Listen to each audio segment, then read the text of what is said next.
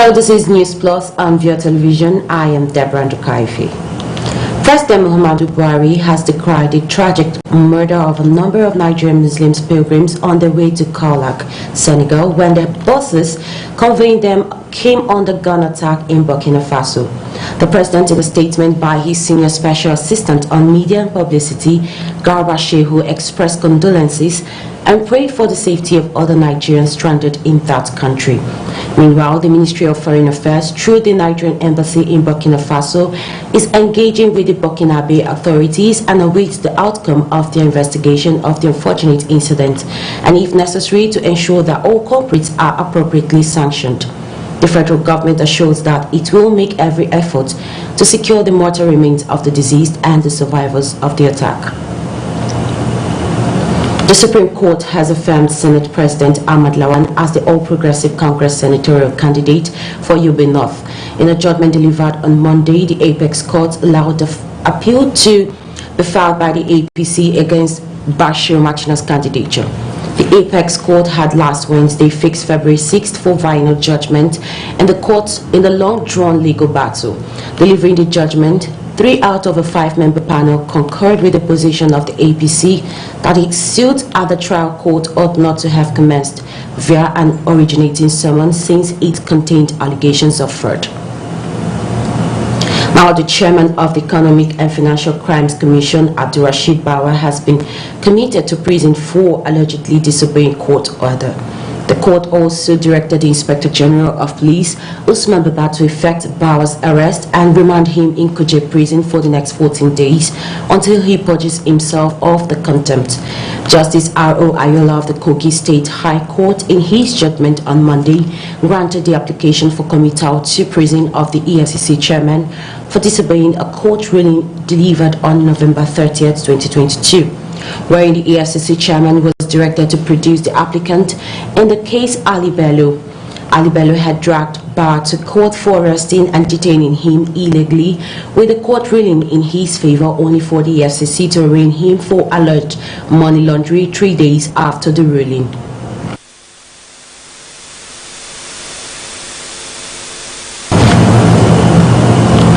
A federal high court in Abuja has discharged former governor of Imo State, Rochas Okorocha, of 2.9 billion naira fraud charged against him by the Economic and Financial Crimes Commission, EFCC. Justice Ian Eko, in a ruling, struck out the EFCC suit for being in contravention with Section 105, subsection 3 of the Administration of Criminal Justice Act 2015, which gives the Honorable Attorney General of the Federation the power to recall a case. The judge further held that from the moment the AGF gave the directive to the EFCC, the Commission ceased to have the legal authority to prosecute or continue the prosecution of the case. According to him, the order is binding until it is set aside. The judge also granted Okorocha's co-defendant Chinaya bail in the terms of the administrative bail earlier granted to him by the EFCC. The National Emergency Management Agency and Nigerian Security and Civil Defense Corps have signed a memorandum of understanding to strengthen partnership between the two agencies towards improved service delivery in the areas of disaster management. Now, the agreement was signed in Abuja by the Director General of NEMA, Mustafa Ahmed, and Commandant General of NSCDC, Ahmed Odi, at the NSCDC headquarters. Speaking at the occasion, the NEMA DG said the MOU was a step in the right direction towards the better provision of safety, security, and dignity of Nigerians before, during, and after the sudden onset of disasters and management and emergency. In his remark, and now the Commandant General of NSCDC, Ahmed Odi, described the MOU apt and germane to the mandate of the NEMA and NSCDC, noting that it would further enhance the existing partnership and service delivery of the two agencies.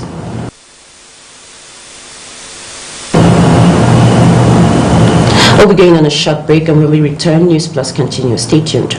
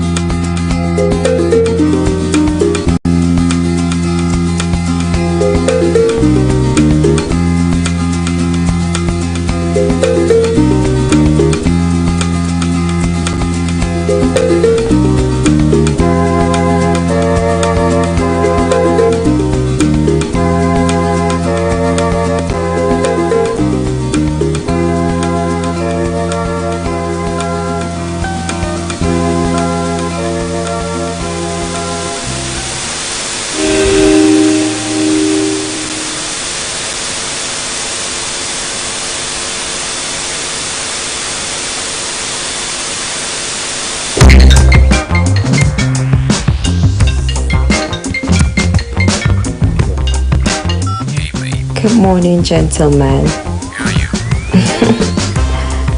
I'm at the Envoy Hotel, Diplomatic Drive 305, here for a business weekend. It's been an amazing stay. Conference hall and business facilities here are stylish and innovative. The Envoy Hotel is luxury, esoteric, opulence, for ultimate comfort.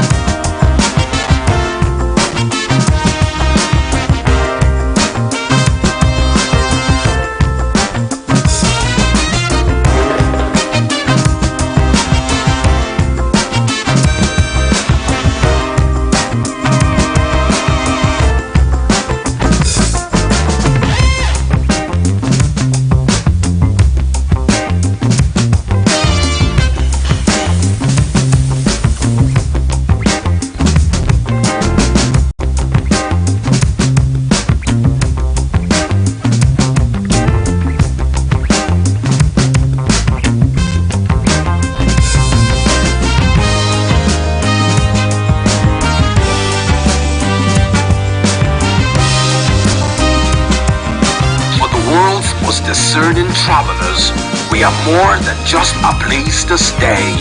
We are an icon of comfort, style, and thoughtful luxury.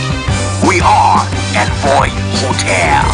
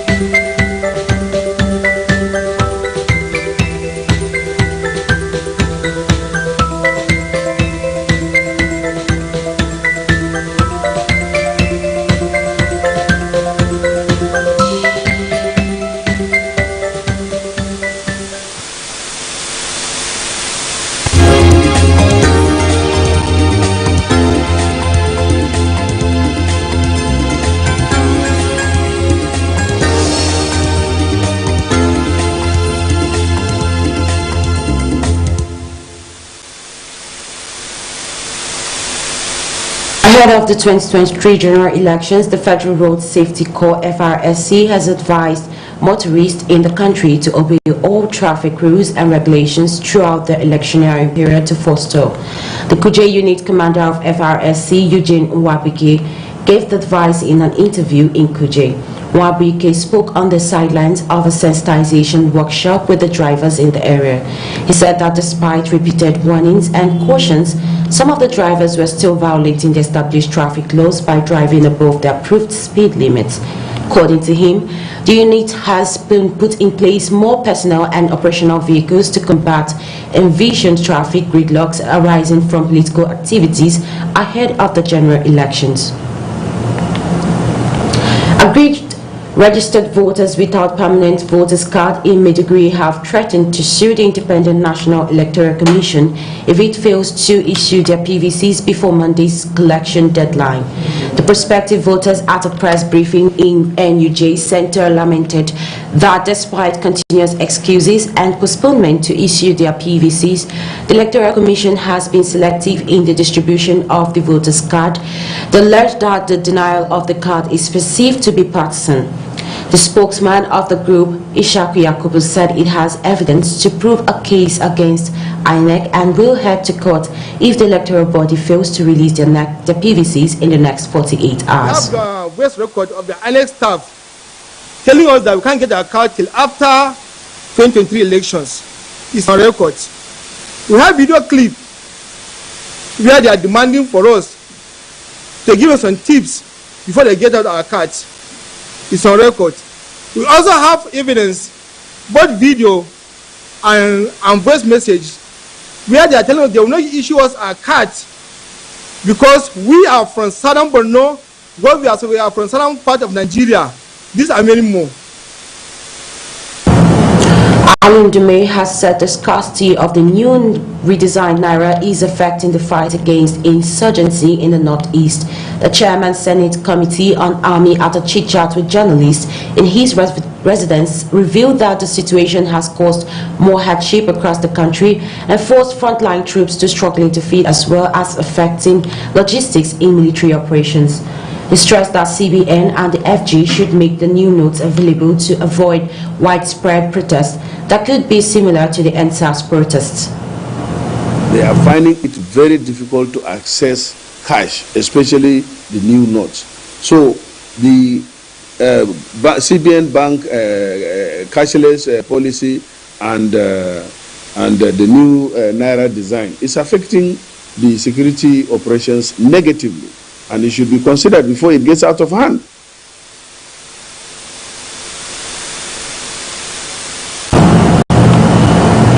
Thirteen political parties out of the 18 political parties in Nigeria have threatened to withdraw from participating in the 2023 general elections slated for February 25th and March 11th if the Central Bank of Nigeria extends the deadline of the February 10th for Naira swap. The parties have declared that they won't be participating in the elections if the new deadline of the February 10, 2023 is shifted again. The coalition of chairmen of the political parties who commended President Muhammadu Buhari on the redesign of the 200, 500 and 1,000 banknotes insisted that the policy must stand.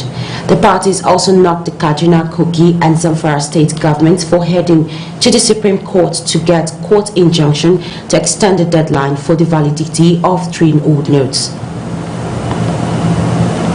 Now, many Nigerians are going through hard times as the country is hit by a shortage of the country's currency, the Naira. Long queues in banking halls and at cash dispensing machines are also worsening as Nigerians begin to pay for cash. Via television, Ekoma at one files in this report. After the CBN extended the deadline for the old 200, 500 and 1,000 Naira note to become legal tender, Nigerians still decry poor circulation of the new redesigned notes. And so here in the marketplace where buying and selling occurs mostly with cash, people are saying that there is no cash even for transactions, and even transfers or point of sale transfers with cards, with their debit cards, have failed transactions because the network providers or the bank providers are also experiencing network challenges. This situation is biting hard as many Nigerians say the policy is not workable in a country still developing like Nigeria. In October 2022, the Central Bank, through its governor, Godwin Emefiele, announced the redesign of the 200, 500 and 1,000 Naira notes and asked Nigerians to deposit the old notes before January 31, 2023. Although the deadline was extended till February 10, 2023, Nigerians have found it difficult to obtain the new Naira notes, and even the old notes seem scarce. The days before and after the deadline extension have witnessed long queues at ATM points, banking halls, and many viral videos showing Nigerians expressing their anger and frustration in various ways, fueled by petrol scarcity. The banks only give 2,000 Naira over-the-counter withdrawals. POS operators have been out of business as there is no cash to operate. Those who have cash for transaction have increased their charges by 20% of any amount requested, as against 1% original charge.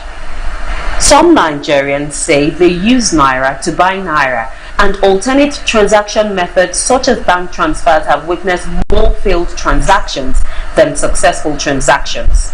We are finding it difficult to sell and to buy.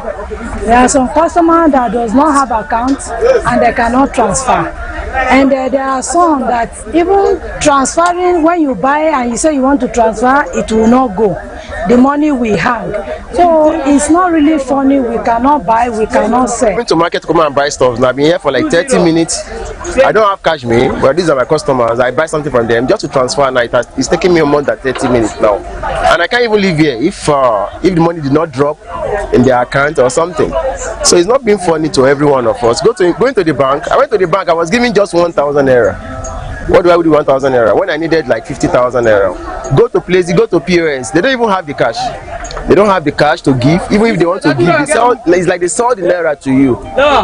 When they ask you to pay like 1,000 naira for 5,000 naira. So this issue of money that is not no money for people hand now, wallah, it is very difficult for us, even for our market here. 5% of our customer, when they come, 3% of it is all transfer. So we don't have cash. Even we go to buy the market, there no cash for our hand. Then we say they will not allow us to transfer pay for them. In the face of the worrisome situation, this POS operator says he has not changed his charges. However, like the banks, he has a limit for customers who come for his services.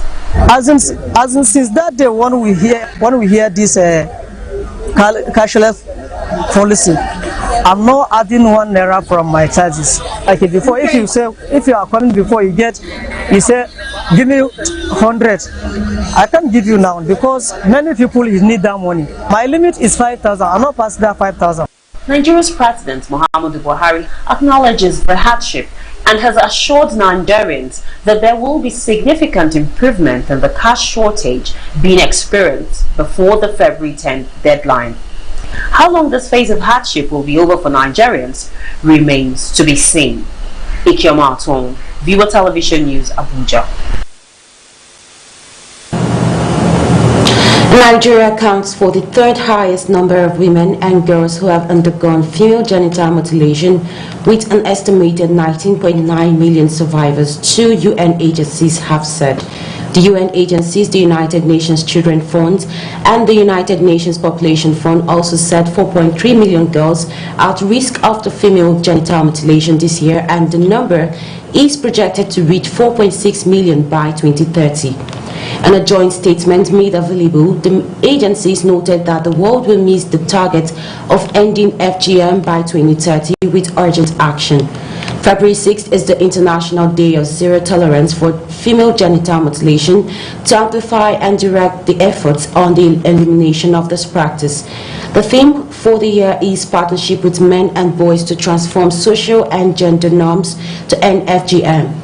FGM comprises of all procedures that involve partial or total removal of the external female genitalia or other injuries to the female genital organs for non-medical reasons.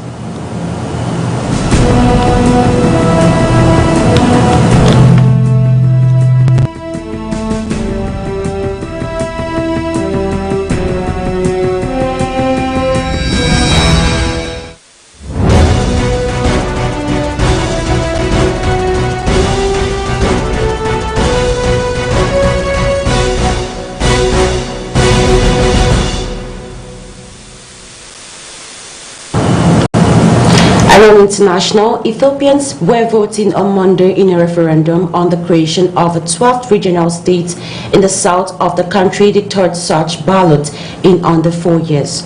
More than 3 million people are registered to vote in areas that currently fall in the southern North nations, nationalities and peoples region, according to election board figures cited by state media.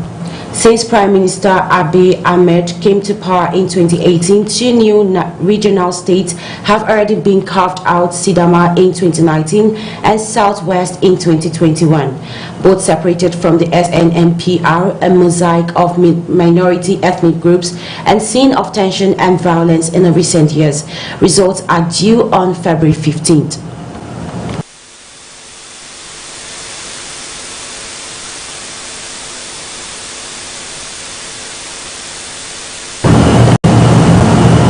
Mali's ruling junta has revealed that it was expelling the head of the Human Rights Division of MINUSMA, the UN mission there, giving him 48 hours to leave the country. The decision comes after Malian rights activists last month denounced the security situation in the country in a speech to a UN gathering and accused the regime's new Russian military partners of serious right violations. The Foreign Ministry had declared Guillaume Andali, head of MINUSMA Human Rights Section personnel non grata, said a statement issued by government spokesman Colonel Abdoulaye Maiga. Andali had taken it upon himself to decide who were the representatives of civil society, ignoring the authorities and national institutions, the statement added. MINUSMA was set up in 2013 to try to stabilize Mali in the face of the growing threat from jihadist fighters, but the security situation has continued to deteriorate in the Western African country. More than 1,300 people were killed when an earthquake struck central Turkey and northwest Syria in one of the most powerful quakes in the region in at least a century, while a second powerful shake hours later threatened to overwhelm rescue efforts. Thousands more were injured as the quake wiped out entire sections of major cities in a region filled with millions of people who have fled the civil war in Syria. The magnitude 7.8 quake, which hit in the early darkness of a winter morning, was followed by a second 7.7 quake in the middle of the day on Monday, as rescuers in both countries were still attempting to search for survivors. Hundreds were still believed to be trapped on the rubble, and the toll was expected to rise as rescue workers searched mounds of wreckage in the cities and towns across the area. Hong Kong's largest national security trial opened Monday with 47 pro-democracy figures accused of trying to topple the government. The defendants, who include some of the city's most prominent activists, face up to life in prison if convicted of conspiracy to commit subversions for involvement in an unofficial primary election. The case is the largest to date under the national security law, which China imposed on Hong Kong after huge democracy protests in 2019. 初選本來咧就係每個民主國家地區都會有嘅呢啲嘢，但係我唔明點解會喺香港會發生咁嘅事咯，即係初選都會犯法嘅咁樣。As a sign of our commitment to democracy, human rights and rule of law.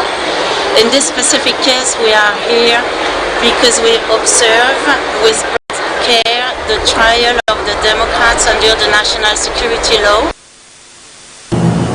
And that's all on News Plus. Many thanks for watching. I am Deborah Ndukaifi. Please stay tuned and enjoy the rest of our programs.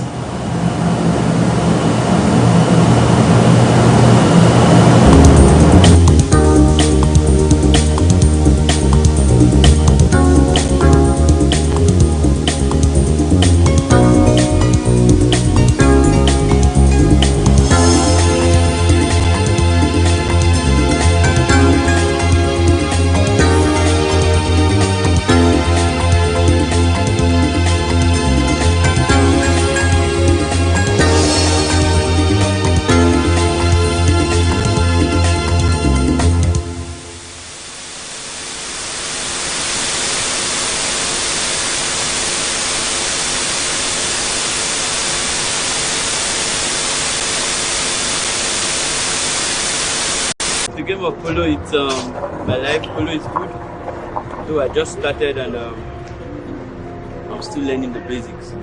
But I hope to be a pro in this game, and God being by my side, I know everything will be fine. I started 4 months ago. I started stick and ball 4 months ago, though I attended the riding course in Pakistan. I've learned the riding basics, but the game of polo 4 months ago, I started stick on ball. Every day we mount on the horse, we pray, and once we come down, as you can see, I was about ending and I fell from the horse. It's a normal thing. In horse riding, if you don't fall, you've not started yet.